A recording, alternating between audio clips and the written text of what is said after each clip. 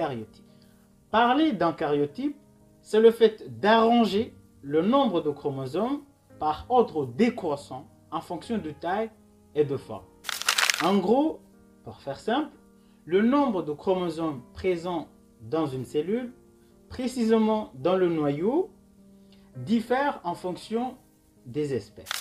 Cela nous ramène à bien distinguer le nombre de chromosomes, mais aussi le genre de l'individu présenté. Par exemple, chez nous, les humains, nous avons 46 chromosomes, dont chaque chromosome a son homologue. Ça veut dire que vous avez des chromosomes qui se ressemblent deux à deux. Cela fait 23 paires de chromosomes. Entre ces chromosomes, vous aurez les 22 paires qui se ressemblent. C'est ce qu'on appelle les chromosomes autosomes. Et vous avez le 23e paire qui est un peu différent des autres, ce qu'on appelle les chromosomes sexuels.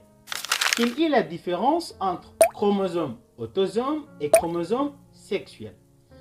Déjà, il faut comprendre la notion de gène. En effet, chaque chromosome présente des milliers et des milliers de gènes. Et chaque gène porte une information spécifique.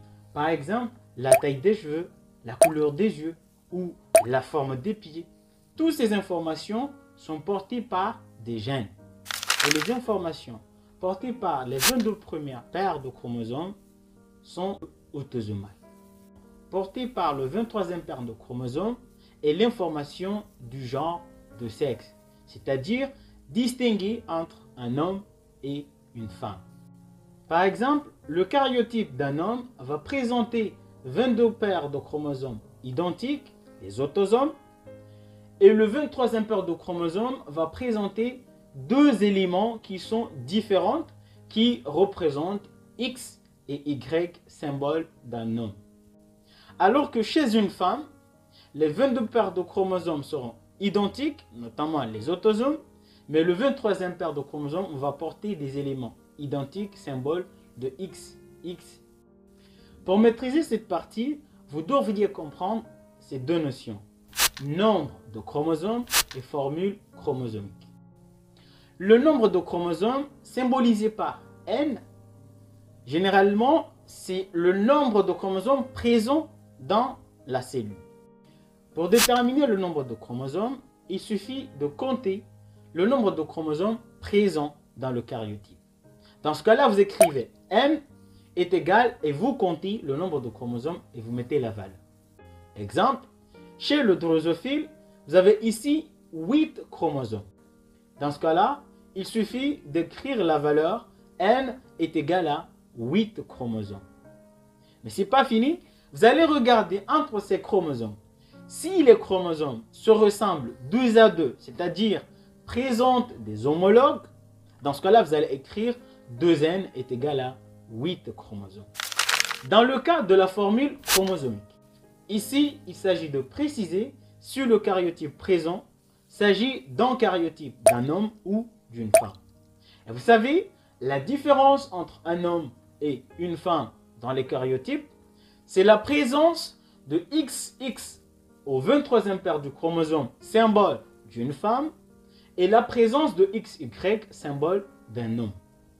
Si vous comptez par exemple chez les humains, vous avez ici 23 paires de chromosomes. Les 22 premières paires de chromosomes sont autosomales.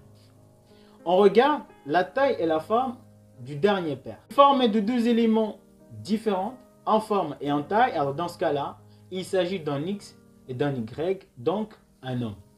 Pour écrire la formule chromosomique de celle-ci, on écrit N est égal à 22A, qui veut dire 22 paires de chromosomes autosomales, plus XY, qui symbolise un garçon. Et on regarde les chromosomes. Si les chromosomes se présentent en deux exemplaires, c'est-à-dire qui se ressemblent deux à deux, on va ajouter 2 au début de N. Donc ça sera 2N est égal 22A plus XY. Donc voilà comment écrire la formule chromosomique. Et voilà la fin du cours. J'espère que vous avez compris. Toutefois, je vous demande de répondre en commentaire par rapport à cette figure s'il s'agit d'un karyotype d'un mâle ou d'une femelle.